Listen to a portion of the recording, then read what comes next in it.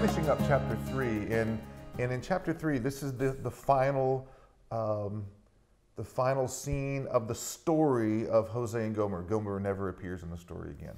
خب باب 3 رو به پایان بردیم و در پایان باب 3 آخرین قسمت داستان هوشع و جمر هست و بعد از این دیگه جمر هرگز در این کتاب دیده نمیشه.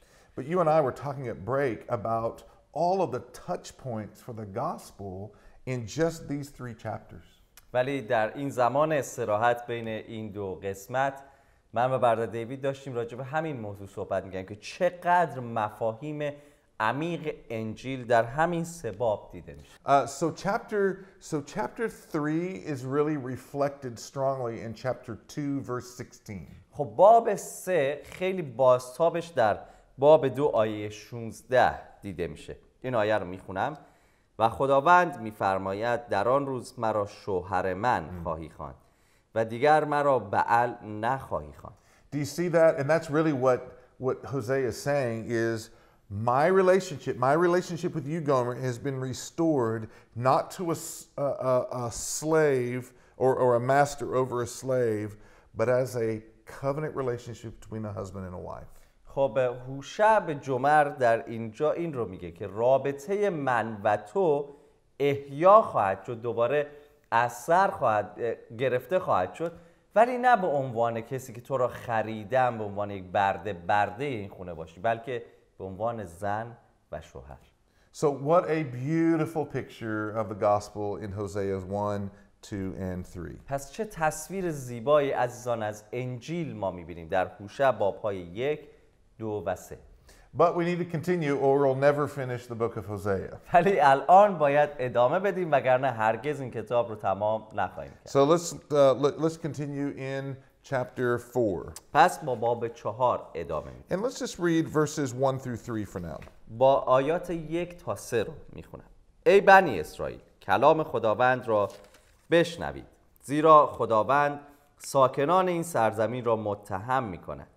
در این سرزمین نه وفا یافت می شود، نه محبت و نه شناخت خدا، بلکه لعن و دروغ و قتل و دزدی و زناکاری خشونت می ورزند و خونریزی در پی خونریزی روی می دهد. بدین سبب زمین ماتم می کند و همه ساکنانش پژمرده می گردند و حیوانات صحرا و پرندگان آسمان و حتی ماهیان دریا از میان می روند. Okay, did you see in verse 1 the word knowledge? There's our thematic word again that it's appearing here is the knowledge of God. در آیه 1 کلمه شناخت خدا رو دیدید، گفتیم این تم مرکزی این کتاب هست، شناخت یا عدم شناخت. In chapter 2 verse 2, do you remember that's where Hosea says to his children to contend or to protest against your mother? به یاد دارید در باب 2 آیه 2 چطور هوشع از فرزندان خودش خواست که مادرشون رو متهم کنند؟ Well, the same word is used in chapter 4 where the Lord has a case or a protest or an argument against the land of Israel. همین زبان، همین کلمات، همین حالت در باب 4 استفاده میشه وقتی که خداوند بنی اسرائیل رو، زمین رو، به همه چیز رو متهم میکنه. And God gives 3 charges. He brings a case against them for 3 things that they're doing wrong.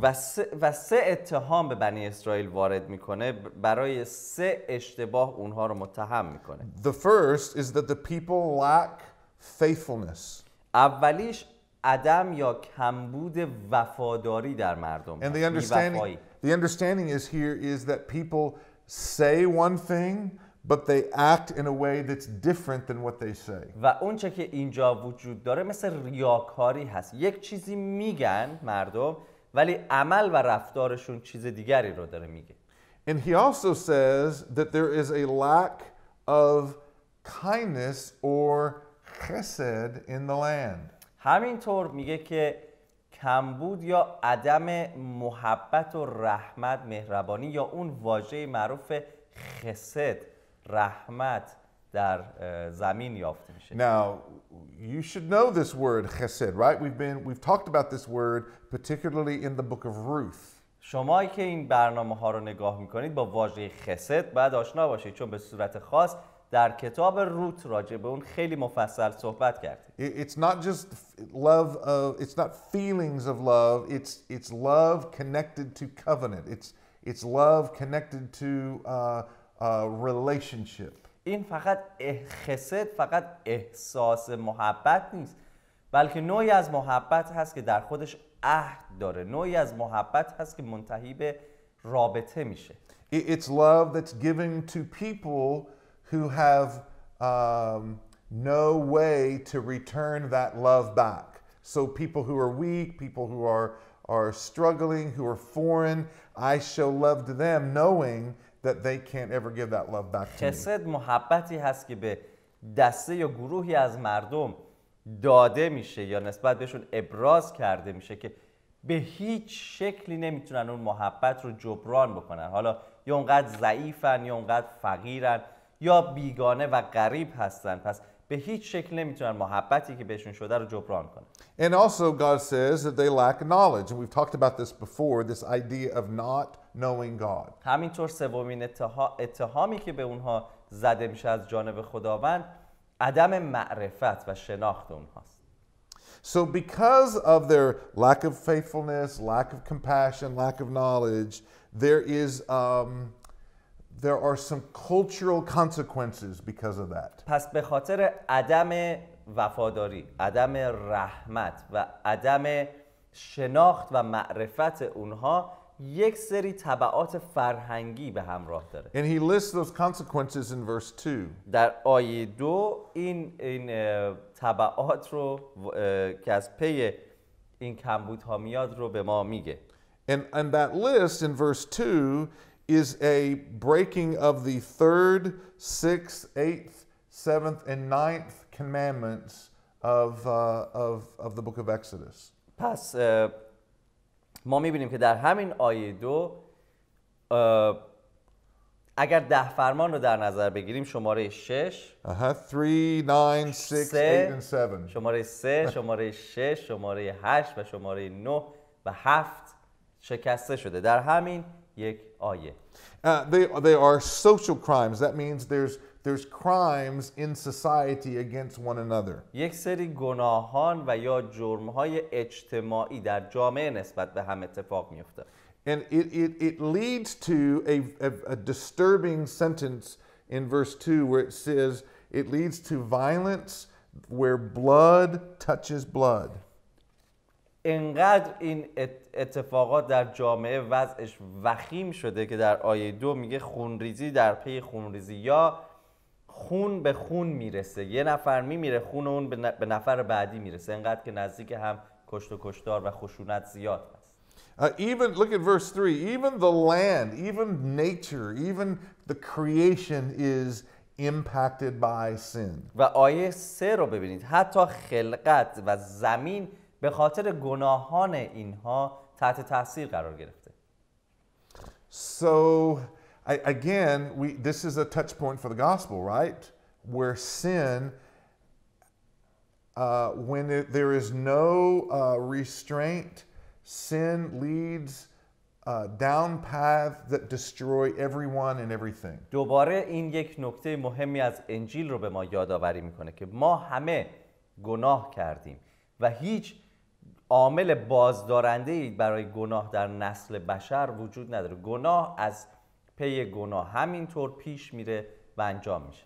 And you say, well, how did the people get to this point? How did they get to the point where they were rejecting God so bad that the culture, the society is in such a bad situation? خب شاید بپرسید چطور، چه اتفاقی افتاد که مردم به این نقطه رسیدن که خدا رو رد کنن و وضعیت جامعه و فرهنگ اونها به این حالت دچار بشه. Well, Hosea is going to blame the religious leaders, the priests and the prophets. خب هوشع مقصر رو رهبران مذهبی میدونه، کاهنین و لاویان، کسانی که با اونها خدمت میکرد. The religious leaders are supposed to be humble, they're supposed to have simple lifestyle, supposed to show kindness and gentleness, but they're not doing those things. رهبران مذهبی و کاهنانی که باید از اونها انتظار میرفت که با محبت باشن، زندگی ساده‌ای داشته باشن، با وقار و فروتنی زندگی بکنن، ولی تنها چیزی که نداشتن این مواردی بود که ذکر شد. And so we're going to read verses 4 through 11 in just a moment. But as you're reading those passages, I want you to remember this is why the people are where they are, is because the leaders, the religious, spiritual leaders, didn't do their job. خب تا چند لحظه آینده آیات 4 تا 11 رو خواهیم خوند، ولی همینطور که این آیات خونده میشه میخوام این طرز فکر رو در ذهن خودتون داشته باشید. دلیل این که وضع مردم به اینجا رسیده این هست که رهبران مذهبی قوم آنچه رو که ازشون انتظار میرفت انجام بدن به هیچ شکلی انجام نمیدادن. پس آیات 4 تا 11 رو میخونم. با وجود این کسی ادعایی وارد نیاورد و کسی دیگری را متهم نسازد، زیرا تویی ای کاهن آن که من متهم میکنم. تو در روز روشن خواهی لغزید و نبی نیز همراه تو در شب. بنابراین من مادرت را هلاک خواهم کرد. قوم من از عدم معرفت هلاک شدند، از آنجا که تو معرفت را ترک کرده ای. من نیز تو را ترک کردم تا دیگر برای من کهانت نکنی و چون شریعت خدایت را به فراموشی سپرده ای، من نیز فرزندان تو را به فراموشی خواهم سپرد. هر قدر ایشان فزونی یافتند همانقدر بیشتر به من گناه ورزیدند. پس جلال ایشان را به رسوایی بدل خواهم کرد. آنان گناه قوم مرا خوراک خویش ساختند و حریص شرارت ایشان شدند. پس کاهنان و قوم یکسان خواهند بود و من هر دو را به سبب راههایشان مجازات خواهم کرد و سزای اعمالشان را به دیشان خواهم رسانید. آنان خواهند خورد اما سیر نخواهند شد، فاحشگی خواهند کرد اما افزوده نخواهند شد، زیرا سرسپردگی به خداوند را ترک کردند تا خویشتن را تسلیم فحشا و شراب کهنه و نو کنند که عقل از سرشان می‌رباید. You know, the Bible speaks very strongly about the responsibility of teachers and pastors to lead their people well. کلام خدا خیلی واضح راجع به مسئولیت‌های معلمین و شبانان صحبت میکنه که باید مردم رو به شکل درست و صحیحی رهبری کنه. And there are strong consequences for those teachers and leaders who do not lead their people well. و تبعات خیلی قوی و شدیدی برای اون دست رهبرانی که معلمین و شبانانی که مردم رو درست و صحیح هدایت و رهبری نمی‌کنن وجود داره. You see this in Matthew chapter 18, you see this in James chapter 3. در متی باب 18، در یعقوب باب 3 این رو می‌بینیم. But it's not just the religious leaders that Hosea speaks to, it is also the common people. ولی روی صحبت هوشع فقط با کاهنان و رهبران مذهبی نیست، بلکه با مردم عادی هم صحبت میکنه. And in verses 12 through 14, we're going to see him speaking directly to the people. آیات 12 تا 14 مستقیما هوشع با مردم سخن میگه. قوم من از چوب سؤال میکنند و عصایشان به آنها خبر میدهد، زیرا روح فحشا ایشان را گمراه کرده است و خدای خیش را برای فاحشگی ترک گفتند. بر قله های کوه ها قربانی میکنند و بر تپه ها بخور میسوزانند.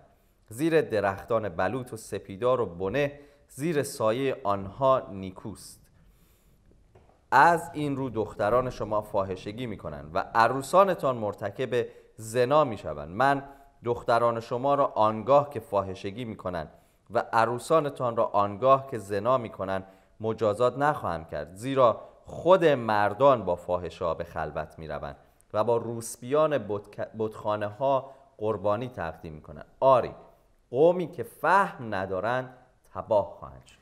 So in this passage so far in chapter 4, we've seen repeatedly this theme of forgetting, not understanding, or lack of knowledge. خب تو همین باب 4 تا اینجا ما این زمینه، این حالتی رو که از عدم شناخت، فراموشی، توجه نکردن، عدم معرفت هست رو بارها میبینیم که در این باب تکرار شد. Chapter 4, verse 6. باب 4 آیه 6 My people are destroyed for lack of knowledge. قوم من از عدم معرفت هلاک You شدند. have rejected knowledge. شما معرفت را ترک کردید. You have forgotten the law of God. شریعت خدایتان را فراموش In کردید. verse 14, آیه 14 the wine and new wine take away understanding.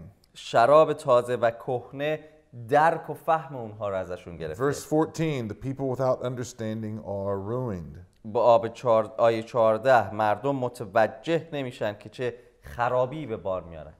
So it's both the responsibility of the religious leaders to lead well, but even if they don't, the people still have a responsibility to obey God. بنابراین وظیفه رهبران مذهبی هست که به شکل صحیح رهبری کنن، ولی حتی اگر رهبران درست و صحیح رهبری نمی‌کنن، مسئولیت با خود مردم هم هست. Now let me tell you what happens when pastors and Bible teachers don't teach the Bible. Their people, if they can't hear God's word, they'll find the information and the guidance they need from whatever is around them. خب اجازه بدید به شما بگم اگر معلمین و شبانان مسئولیت تعلیم کلام خدا رو که به اونها سپرده شده صحیح انجام نمیدن چه اتفاق میفته؟ مردم آنچه رو که صحیح از معلمین باید بشنوند از محیط اطراف خودشون پاسخها رو دریافت میکنن. And so the people, what they're doing is there's a common practice. They would take sticks from trees and gather them up into a pile and then throw them down, and they would read how those sticks were arranged is a way that the spirit world was speaking to them. در زمان اونها اینطور بود، چون که رهبران مذهبی به اونها کار درست و کلام خدا رو تعلیم نمیدادن به شکل درست. اونها چیکار میکردن؟ مثل فال گرفتن در جامعه ما که خیلی معروف و مشهور هست متاسفانه، اونها اینطور این کار رو انجام میدن. دسته هایی از چوب رو با هم جمع میکردن و بعد مینداختن روی زمین، اونطوری که این چوب ها کنار هم قرار میگرفتن اون توی اون فال متوجه میشدن که عالم روحانی به اونها داره میگه که چطور باید عمل کنن. I think you have some of these practices now where people read the tea leaves, or they read coffee cups, or they read the lines in a person's hands. They go to these things, even Christians will go to these things, astrology and other kinds of things, because leaders have not given clear ways of understanding God's will through His Word. این رو در فرهنگ جامعه ما هم میبینیم که فال چای، فال قهوه، کفبینی با خطوط کف دست، حتی ستارگان، من نمیدونم منظومه، همه اینجور چیزها رو حتی متاسفانه ایمانداران مسیحی میبینیم که درگیرش میشن، از پیش میرن و در اکثر موارد وقتی نگاه میکنی کسانی دنبال این کارها میرن که رهبران اونها، معلمین و شبانان اونها کلام خدا رو به شکل صحیح به اونها تعلیم ندن. But it doesn't have to be, you know, the spiritual type things that we see in Hosea. In our cultures today, we have music, we have movies, that fashion. We have all of these cultural things that exist that shape our thinking about how we make our choices in life.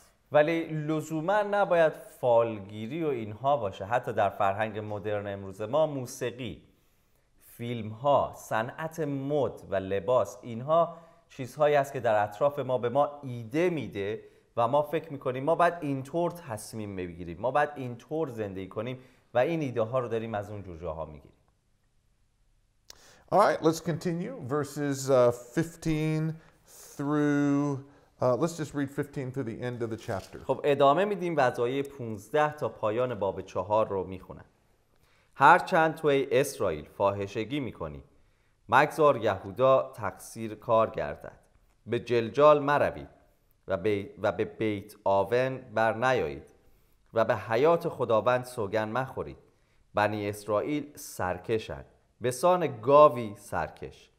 پس آیا اکنون خداوند ایشان را همچون بره ها در مرتع وسیع خواهد چرانید؟ افرایم به بت‌ها پیوسته است، او را به حال خود واگذارید. چون شرابشان تمام شود خیشتن را به فحشا می سپارند. حکمرانان ایشان بیشرمی را بسیار دوست می دارند. بادی آنان را در بالهایشان فرو پیچیده است و از قربانی های خیش شرمسار خواهند شد. Now, clearly we don't have a time to go through every verse with detail. I mean, there's just so many things in Hosea. So the responsibility then will be on the listener to go back over these verses. And if there's questions, to write those questions in. خب واضحاً زمان کافی در اختیار ما نیست در این برنامه که بتونیم به تک تک این آیات که میخونیم دقیق با جزئیات نگاه کنیم، هرچند که در کتاب هوشع کلی جزئیات و نکات زیادی وجود داره. ما قسمتی از اون رو میگیم و بخشی از اون مسئولیت شما بینندگان یا شنوندگان عزیز هستش که به دنبال این جزئیات برید، اونها رو مطالعه کنید، در جاهای دیگه کلام خدا پیدا کنید، یا اگر در این راستا جاهایی که ما توضیح ندادیم میخونید، سوالی دارید، اون رو میتونید به ما بنویسید و ما سعی میکنیم که به اون سوالات پاسخ بدیم. But there's some things I want you to look at in verse 15. ولی یه چیزی هست که میخوام در آیه 15 به اون نگاه کنیم. Remember I told you that Hosea primarily his focus was on the northern kingdom. خب یادتون میاد که گفتیم که تمرکز هوشع بر پادشاهی شمالی بود. But verse 15 he moves his attention away from the northern kingdom and he speaks directly about Judah. و در آیه 15 ما ببینیم که برمیگرده روی سخنی مقدار و راجع به یهودا مستقیما صحبت میشه.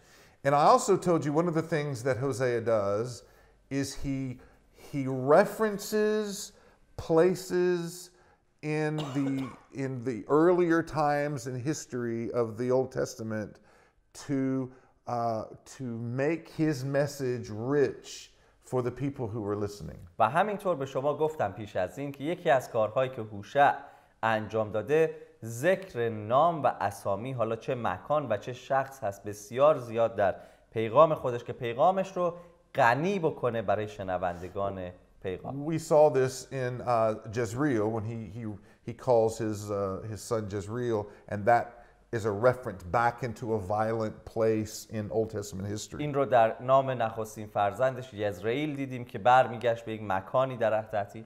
And he does the same thing here in verse 15. He says, do not go up to Gilgal. همین کار رو در آیه 15 میکنه، میگه به جلجال مروید. Well, there's a lot of important things in Old Testament history that happen at Gilgal. اتفاقات خیلی خیلی مهمی در عهد عتیق در جلجال رخ میده. And so it's considered by God's people, it's considered a holy place. برای مردم خدا جلجال به خاطر اون اتفاقات زیادی که توش افتاده بود تقریبا یک مکان مقدس. So what I want you to do is I want you to go back into the Bible and find those places of Gilgal and write them down and read them and study them and try to understand what Hosea is trying to communicate. پس کاری که من از شما میخوام انجام بدید این هست که در کتاب مقدستون برید دنبال جلجال بگردید و همه اتفاقاتی که در جلجال اتفاق افتاده اونها همه رو بنویسید، همه رو مطالعه کنید و بعد اونجا متوجه بشید که منظور هوشع از این که جلجال رو در اینجا قرار داده و میگه به اونجا نرید چیست. And he says, don't go to that sacred place. و از هوشع میگه به اون جای خاص، به اون جای زمین مقدس نرید. And then it's interesting, look in verse 15, he says, don't go to Beth Aven. و بعد میگه به بیت آون نروید. Now, if you were to look in your Bible for Beth Aven, you won't find it. Beth Aven is not a place in your Bible. اگر به دنبال کلمه بیت آون برید در کتاب مقدستون هرگز به نتیجه نمیرسید، چون نام این مکان در هیچ جای کتاب مقدس نیست. In Hebrew, Beth means house and El means God. So Bethel is a famous place in the Bible. Bethel is a lot of activity in the Old Testament. Bethel, so that is a famous place. بیت در زبان عبری به معنای خانه هست. ال به معنای خدا هست. پس بیت ایل به معنای خانه خدا، جای معروفی هست در کلام خدا. But Aven, Beth Aven, the word Aven means empty or without meaning. So here's what he did. He took Bethel, which means house of God, which is famous. He takes El away, he replaces it with Avon, and he calls Bethel, now he calls it not the house of God, but the house of emptiness, or the house of vanity. کاری که هوشع میکنه این هستش که آون در عبری به معنای تهی، خالی، پوچ هست. بنابراین کلمه بیت ال رو میاره، ال رو ازش حذف میکنه و کلمه آون رو به اون اضافه میکنه. اون مفهوم خانه خدا رو که برای یهودیا خیلی بزرگ بود رو تبدیل به کلمه میکنه به نام خانه تهی بودن، خانه پوچی. And when we come back, we'll talk more about chapter 4 and about these kinds of keys to understanding the book of Hosea. و وقتی ما برگردیم بیشتر راجع به باب 4 و این قبیل کلیدها که در کتاب هوشع میبینیم صحبت کنیم.